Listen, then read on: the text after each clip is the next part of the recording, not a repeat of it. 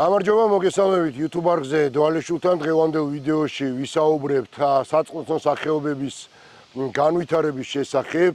მით უფრო რომ სასაუბრო ნამდვილად არის, თუმცა ამაზე ოდნავ მოგვიანებით, რაც შეეხება დღევანდელი ვიდეოს დასაწყის. დღეს ძალიან მნიშვნელოვანი დღე იყო წყალბურთის კლუბ აპოლოსთვის. დღეს გაიმართა საქართველოს ჩემპიონატის დასკვნითი ტურის შეხვედრა და ორი უალტერნატივო ძლიერი გუნდი დაუპირისპირდა ერთმანეთს. ეს არის აპოლო და თბილისის დინამო. თქვენ იცით, რომ წლების წინ რეალურად ქართულ წყალბურთში, საკლუბო წყალბურთში დომინანტი იყო მხოლოდ თბილისის დინამო, თუმცა შემდეგ მოხდა ის, რომ დიმიტრი აბდუშელიშვილის ხელმძღვანელობით აპოლო აბსოლუტურად გადახალისდა, იყო სპორტ მენეჯმენტი და განიცადა რებრენდინგი და გაკეთდა გუნდი, ძალიან ძლიერი გუნდი, კონკურენტუნარიანი გუნდი, რომელმაც დაარსებიდან პირველივე სეზონში, მოდით ასე ვთქვა, დაამხო დინამოს ჰეგემონია და გახდა საქართველოს ჩემპიონი. ამას მოყვა ის, რომ აპოლომ ისტორიული შეხვედრები ჩაატარა უკვე ევრო ტურნირზე და მიუხედავად იქ ნაჩვენების შედეგისა, გუნდმა დაიმსახურა ევროპულ საკლუბო წყალბურთში ძალიან დიდი პატივისცემა გამომდინარე იქიდან, რომ აპოლო ყველა შეხვედრაში განურჩევლად რა რანგის და სიძლიერის მეტოქეს ეთამაშებოდა, ძალიან დიდი თავსატეხი შეუქმნა და ყველა შეხვედრა ჩაამთავრა ისე, რომ ბოლომდე დაიხარჯა, ბოლომდე იბრძოლა და შესაბამისად შეფასებებიც აი ამ ევრო ტურნირის შემდეგ დადებითი მიიღო. რაც შეეხება დღევანდელ დღეს აპოლო მეორედ, ზედიზედ მეორედ გახდა საქართველოს ჩემპიონი და ეს პრინციპში მოსალოდნელიც იყო დინამოს მოუგო გადამწყვეტ შეხვედრაში. ეს იყო სეზონში მესამე შეხვედრა თბილისის დინამოსთან გამართული. პრინციპში უნდა ითქვას, რომ დღევანდელ დაპირისპირებას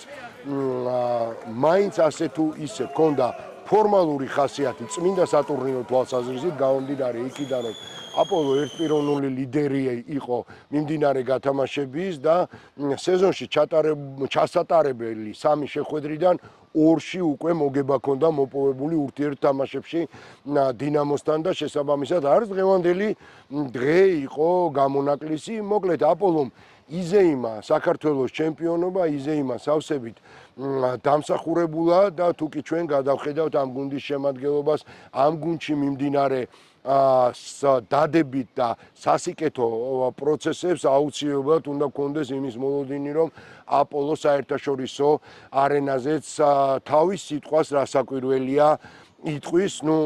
ზედიზედ მეორედ ქვეყნის ჩემპიონობა ახალი შექმნილი გუნდისთვის, რომელსაც პრინციპში დინამოსგან განსხვავებით უნდა ითქვას, რომ არც რაღაცა განსაკუთრებული ისტორია და ტრადიცია გააჩნია, თავისთავად ცხადია, ძალიან მნიშვნელოვანი იყო როგორც მოთამაშეებისთვის, ასე მწვრთნელებისთვის და ბუნებრივია კლუბის ხელმძღვანელობისთვის. აპოლოს ზრდასთან ერთად აი ესე ეტაპობრივად ნაბიჯ იზრდება ეს გუნდი და ასე ეტაპობრივად ნაბიჯ ემატება გულშემატკივართა რაოდენობას, იზრდება, სულ უფრო იზრდება და მე ვფიქრობ, რომ აი ამ ზრდის პროცესში აპოლო თავიანთ გულშემატკივრებთან ერთად აუცილებლად იტყვიან იმ სიტყვას, რომლის მოლოდინიც აქვს, რასაკვირველია პირველ რიგში კლუბის ხელმძღვანელობას. დღევანდელი დღე კი ისევე როგორც პირველი ჩემპიონობა საქართველოსი თითეული აპოლოელისთვის რასაკვირველია და თავისთავად ცხადია, დარჩება დაუიწყარ დღედ. I don't together.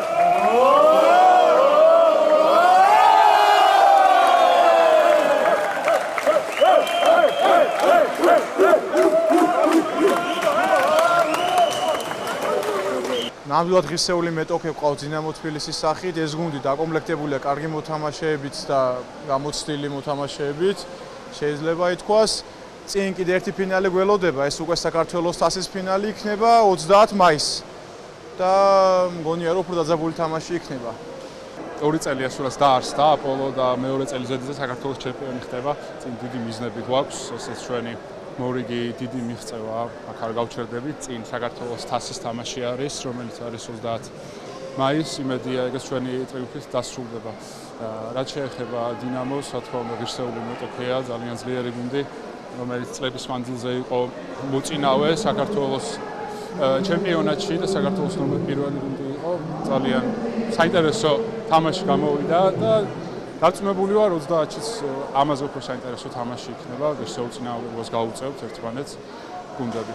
და საბოლოოდ ჩემპიონთა ლიგა, რაც შეეხება, პირველი სეზონი იქნება, როდესაც ჩემპიონთა ლიგაზე ვიასპარეზებთ ახლა დაარსებული გუნდი აპოლო, როგორც ვიცით, ძლიერდებით, ბევრი მსოფლიო დონის მოთამაშეებით და ძალიან დიდი მიზნები გვაქვს წინ ჩემპიონთა ლიგა. ძალიან საინტერესო სეზონი გველოდება და წინ ბევრი საინტერესო წლები გუნდის სწორად ვითარდება, სწორი ნაბიჯებით მივიწევთ წინ და სწორია იმ მიზანს ხედავთ და მაკეთკენ მივიწევთ. ეს სეზონიც საინტერესო გამოდგა თავისი ძალიან სასიხარულო და ცოტა სამწუხარო მომენტებით, მაგრამ ძალიან კაი თამაშები გამოგვივიდა ევროტურნირებზე, საქართველოს ჩემპიონატზეც. მომავალ წელს იმედია, რომ ეს შედეგები ვექნება დარწმუნებული ვარ ამაში. ორი სეზონი საქართველოს ეროვნული ჩემპიონატის ფინალი ძალიან საინტერესო ტარდება. ეს არის ორი გამოკვეთილი გუნდი, აპოლო და დინამო. დღესაც როგორც წინა წელს, დღესაც ვიხილეთ საინტერესო ფინალური თამაში, ძალიან დაძაბული, ემოციური, რა თქმა უნდა, და გამარჯვებული გახდა გუნდი აპოლო. ულოცავ მას წარმატებას, როგორც საქართველოს ჩემპიონს, ასევე უსულებ წარმატებებს ევროპულ ტურნირებზე. მოკლედ, საქართველოს აპოლოს სახით უკვე ორგზის ჩემპიონი ყავს წყალბურთში და რასაკვირველია, მათ წარმატება უნდა უსურვოთ საერთაშორისო ასპარეზზე. კიდევ ერთი მნიშვნელოვანი დეტალის შესახებ მინდა თქვენი ყურადღება გავამახვილო, რომელიც ამჯერად არა მხოლოდ წყალბურთს, არამედ მთლიანად საწყლოსნო სპორტის სახეობათა განვითარებას ეხება. თქვენ იცით, რომ დაახლოებით 2 თვის წინ წყალბურთის საწყლოსნო ფედერაციის ხელმძღვანელად არჩეულ იქნა დიმიტრი აბდუშელიშვილი, რომელმაც არჩევის დღიდანვე დაიწყო ძალიან მნიშვნელოვანი ნაბიჯების გადადგმა სპორტის იმ 4 სახეობის მიმართ, რომელსაც იერთიანებს საწყლოსნო ფედერაცია. ეს არის წყალბურთი, ცურვა, სინქრონული ცურვა და წყალში ხტომა. ჯერ მარტო ის ფაქტი, რაც ღირს, რომ აი ამ ორთვიანი მუშაობის პროცესში საქართველოს წყალბურთელთა ნაკრებმა გადალახა პირველი ეტაპი მსოფლიო თასის და ძალიან მალე ჩვენი ეროვნული ნაკრები გაემგზავრება ავსტრალიაში, სადაც ფინალში მიიღებს მონაწილეობას მსოფლიო თასის ფინალში. ეს რაც შეეხება წყალბურთს და აქ კითხვები იმასთან დაკავშირებით, რომ წყალბურთი კიდევ უფრო პოპულარული გახდება, ვიდრე არის დღეს არ არსებობს, გამომდინარე იმ მიდგომიდან და დამოკიდებულებიდან, რომელიც არსებობს საწყლოსნო ფედერაციის ხელმძღვანელთა მხრიდან. რაც შეეხება სხვა დანარჩენ სახეობებს, ძალიან მნიშვნელოვანია ის გარემოება, რომ წყალბურთის პარალელურად სამ სხვა დანარჩენ სახეობასაც უაღრესად დიდი ყურადღება ეთმობა და ამის ნათელი დასტური იყო პირველი პრეზენტაცია, რომელიც მოაწყო საწყლოსნო ფედერაციის ხელმძღვანელობამ, ძალიან მასშტაბური პრეზენტაცია, რომელსაც თან ახლდა რასაკვირველია ვიდეორგოლები, თან ახლდა ისტორიული ფოტოების გამოფენა ქართული საწყლოსნო სპორტის სახეობების შესახებ და ყველაფერი იყო ძალიან მაღალ დონეზე ორგანიზებული, თუმცა ეს პრეზენტაცია მიზნად ისახავდა რამდენიმე მნიშვნელოვან დეტალზე აქცენტირებას და შესაბამისად უნდა ითქვას, რომ ერთ-ერთი უმთავრესი მიმართულება, რაც აი ამ პრეზენტაციიდან და იქ დამსწრე საზოგადოებამ დაახლოებით 200-250 ადამიანი იმყოფებოდა ამ პრეზენტაციაზე, სხვადასხვა სფეროს წარმომადგენლები და მათ კომენტარებსაც რასაკვირველია ძალიან მალე შემოგთავაზებთ. მნიშვნელოვანი ხაზი იყო ის, თუ ვინ ჩაუდგება სათავეში საწვრთნელ პროცესებს სპორტის სხვადასხვა სახეობებში და აქვე უნდა გითხრათ და ხაზი გაუსვა აუცილებლად იმას და იმ მნიშვნელოვან დეტალს, რომ საწყლოსნო ფედერაციის პრეზიდენტის განცხადებით, რომელიც მან გააკეთა აი ამ თავისი მომდევნო წლების პროგრამის პრეზენტაციის დროს, მინდა იცოდეთ, რომ ყველა სპორტის სახეობაში იმუშავებენ უცხოელი სპეციალისტები და ეს არა მხოლოდ იმიტომ, რომ მათ უცხოური პასპორტი აქვთ. ძალიან კვალიფიციური, ძალიან გამოცდილი და ძალიან მაღალი დონის სპეციალისტები ჩაერთვებიან ცურვის, სინქრონული ცურვის და წყალში ხტომის მიმართულებით, რაც უაღრესად მნიშვნელოვანია სპორტის ამ სახეობების განვითარებისთვის და ბუნებრივია ჩვენ გქონდა საშუალება მოგვესმინა მათი კომენტარები უკვე აი ამ პრეზენტაციის დასრულების შემდეგ. ჩვენ ჩამოვიყვანეთ სოფლიოში ძალიან ცნობილი მწვრთნელები ყველა სახეობაში, რასაც ფედერაცია მოიცავს.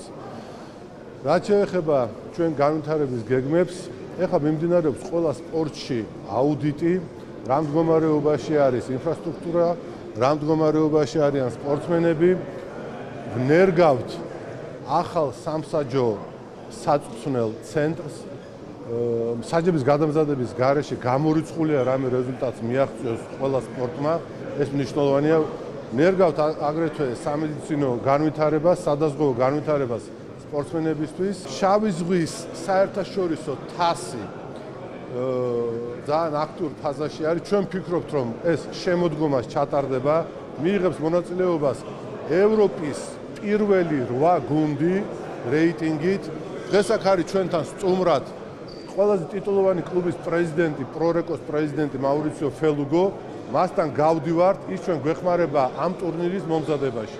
შემდგომ იმედი გვაქვს, რომ ეს მიიღებს ლიგის ხასიათს. ძალიან საინტერესო და ამბიციური გეგმა, მაგრამ ამბიციურობასთან ერთად შეგვიძლია ვთქვათ, საქმეც არ უკვე გაკეთებული. დღეს წარადგინა თითოეული მიმართულებით სოფლიო დონის მწვრთნელები და კონსულტანტები, რომლებიც როგორც წყალბურთს, ასევე წყალშიხტომას, ცურვას, სინქრონულ ცურვას გაუძღვებიან და ეს ძალიან საინტერესოა, როდესაც დასაწყისივე თავიდანვე ასეთი საფუძვლები იქნება ჩაყოლილი, რომ სოფლიო დონის სპეციალისტები უხელმძღვანელებენ თითოეულ მიმართულებას. პრეზენტაციას ესწრებოდა ევროპის საწყლოსნო ფედერაციის პრეზიდენტი და მისი ვიზიტიც კიდევ ერთი ძალიან მნიშვნელოვანი მხარე და დეტალია გამომდინარე იქიდან, რომ ევროპის საწყლოსნო ფედერაციის პრეზიდენტის სტუმრობა საქართველოში განპირობებული იყო რამდენიმე მნიშვნელოვან თემაზე საუბრიდან გამომდინარე. პირველი რასაკვირველია, აუცილებელი იყო მისი დასწრება პრეზენტაციაზე, რომელიც გაიმართა, კიდევ ერთხელ ხაზს გაუსვამ, რომ ეს არ არის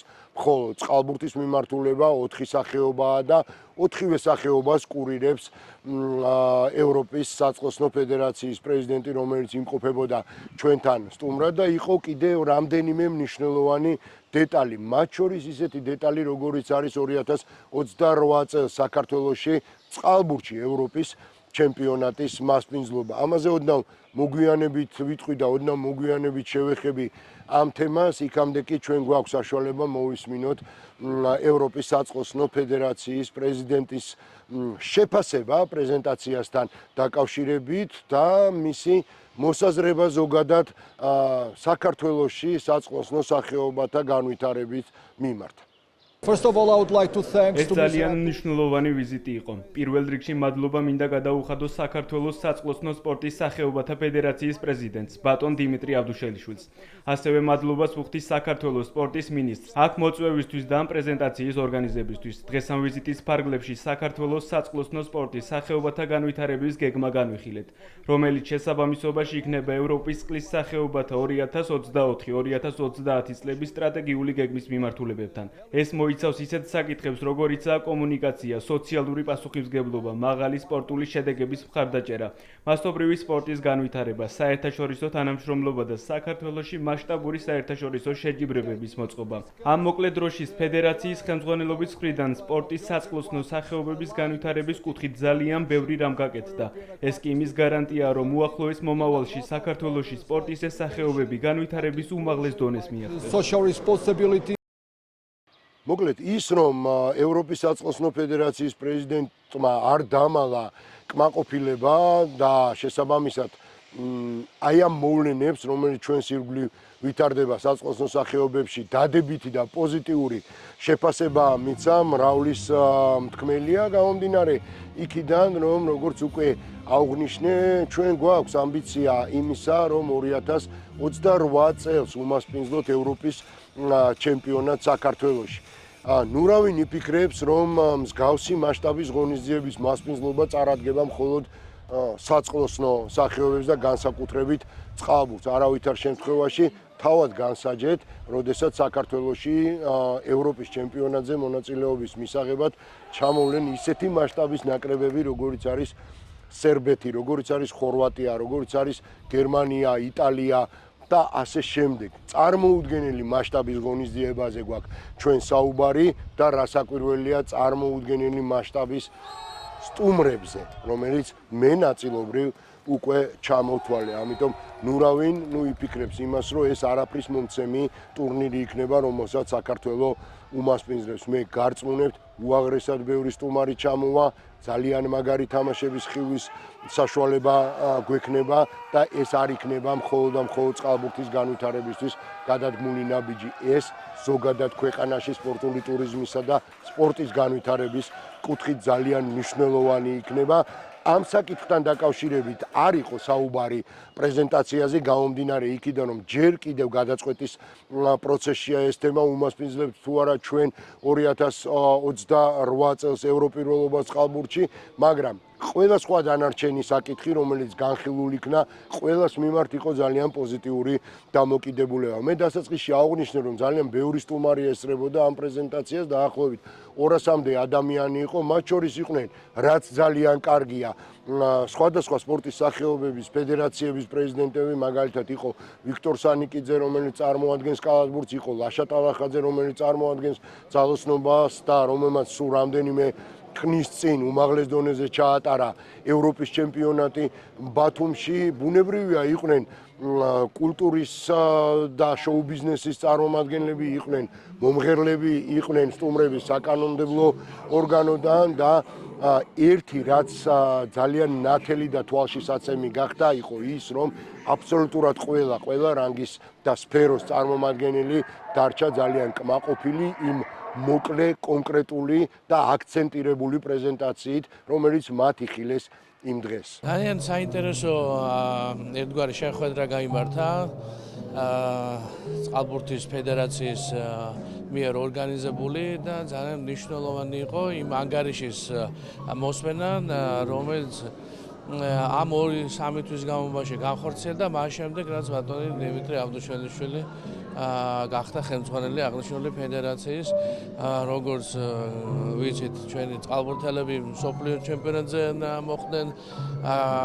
მოხდა ძალიან მნიშვნელოვანი ინფრასტრუქტურული პროექტების დაინიცირება, ასევე საერთაშორისო მწვრთნელების მოწვევა და ასე შემდეგ და ასე შემდეგ, რაც ძალიან მნიშვნელოვანი პროექტები. ძალიან სასიხარულო, როდესაც ასეთი მასშტაბის ღონისძიება იგეგმება, ასეთი გრანდები არიან ჩამოსულები ჩვენი ნაკრების წვრთნაში და ჩვენი ინფრასტრუქტურის განვითარებაში.